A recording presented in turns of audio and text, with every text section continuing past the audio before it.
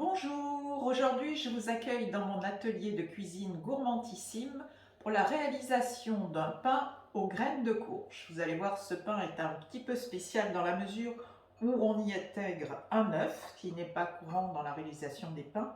Et nous allons avoir besoin donc de 8 g de levure de boulanger, d'un œuf, 250 ml d'eau, 300 g de farine, 6 g de sel et des graines de courge. Donc les graines de courge, j'en ai 20 g et je les ai fait tremper un petit peu dans l'eau, juste le temps que nous allons pétrir la pâte. Pourquoi? Parce que ça leur permet de se gorger d'eau, de s'humidifier. Comme je vais les déposer sur le dessus du pain, lors de la cuisson, ça leur permettra de ne pas être trop cuites, de garder un bon côté croquant sans être brûlé en fait. Donc on les écoutera tout à l'heure pour les déposer sur le dessus du pain quand on l'aura moulé dans notre moule à cake. Donc nous allons partir maintenant à la réalisation de notre pain.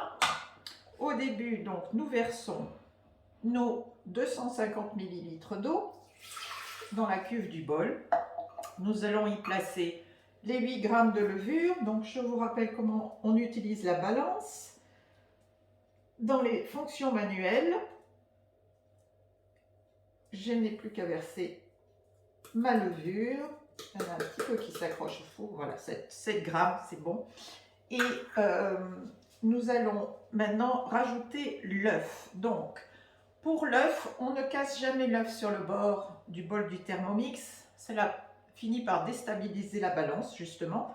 Donc, on tape sur un petit bol, on ouvre son œuf. Ça permet aussi de ne pas avoir de coquilles qui tombent dans votre bol. Vous versez votre œuf. Et maintenant, nous allons mixer tout cela 5 secondes, vitesse 5, tout simplement, juste pour mélanger. Donc, on sort du mode balance en appuyant sur la petite croix en haut. On retourne au menu principal en appuyant sur la petite maison. Et on a dit donc 5 secondes, vitesse 5. Ça va faire un petit peu de bruit, ne vous inquiétez pas, c'est normal.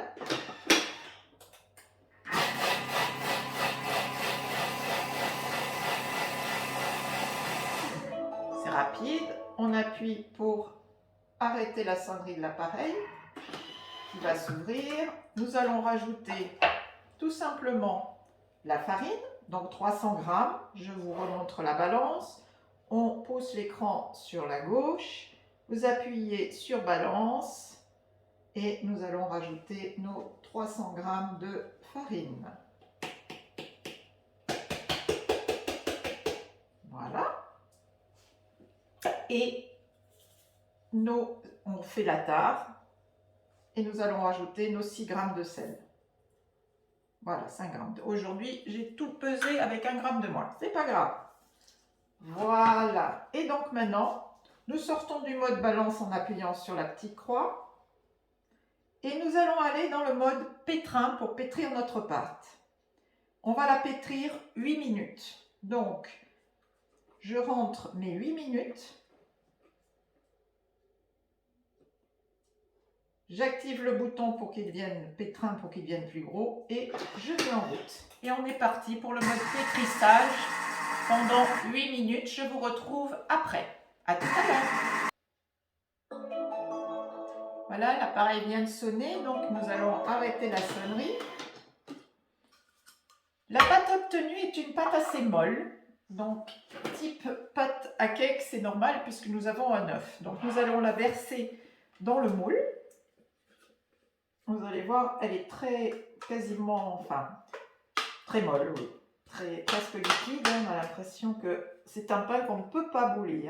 Donc il vous faut absolument un moule à cake.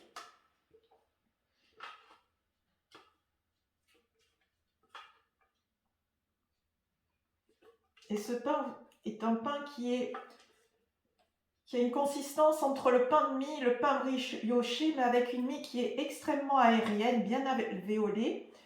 Et il est sympathique à faire parce que très rapide. Vous voyez, la préparation nous a pris que 8 minutes de pétrissage. Et nous allons devoir le faire lever, évidemment, comme tous les pains. Et donc ça prend entre 30 minutes et 50 minutes, je vais vous expliquer comment faire. Donc nous avons les graines, les 20 grammes de graines de courge que je viens de dégoûter. Nous allons les déposer sur le pain.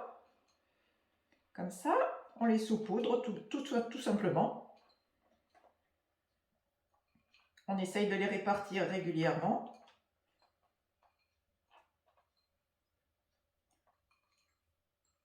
Voilà, c'est terminé. Et nous allons enfourner le pain. Alors, enfourner. Pourquoi je dis enfourner? Parce que j'ai la chance d'avoir un four qui me permet de faire lever la pâte.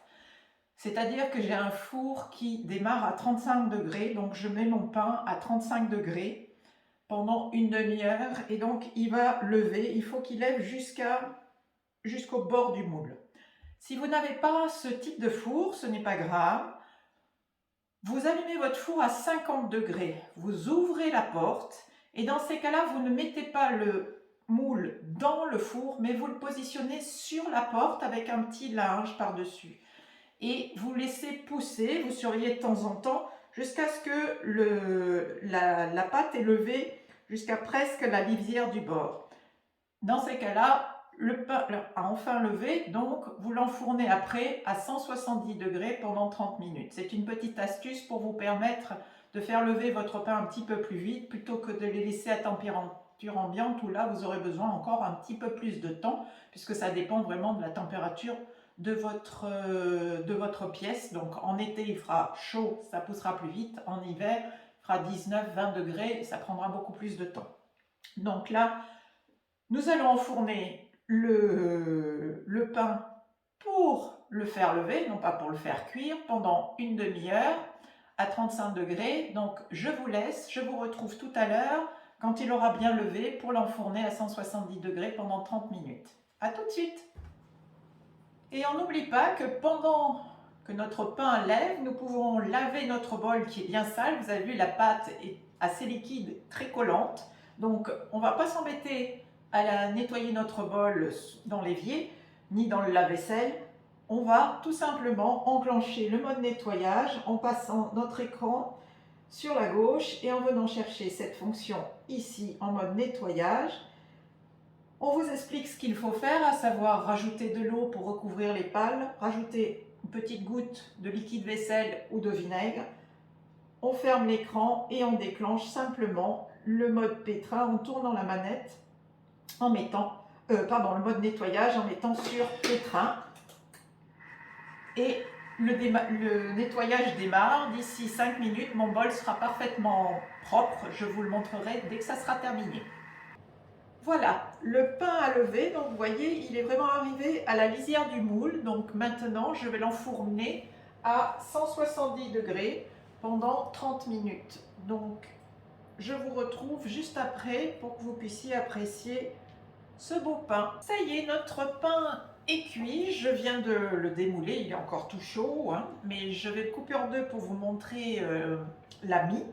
Et il est délicieux, aussi bien avec du fromage, du salé, du sucré, du jambon. Vous allez voir, je le coupe juste en deux. Alors, voilà. Vous voyez, la mie de pain est vraiment hyper aérienne. Donc on va attendre un petit peu qu'il refroidisse et on va pouvoir se faire de superbes tartines avec de la confiture, du fromage ou du jambon, comme vous voulez. Voilà, je vous dis à bientôt sur ma chaîne Gourmandissime.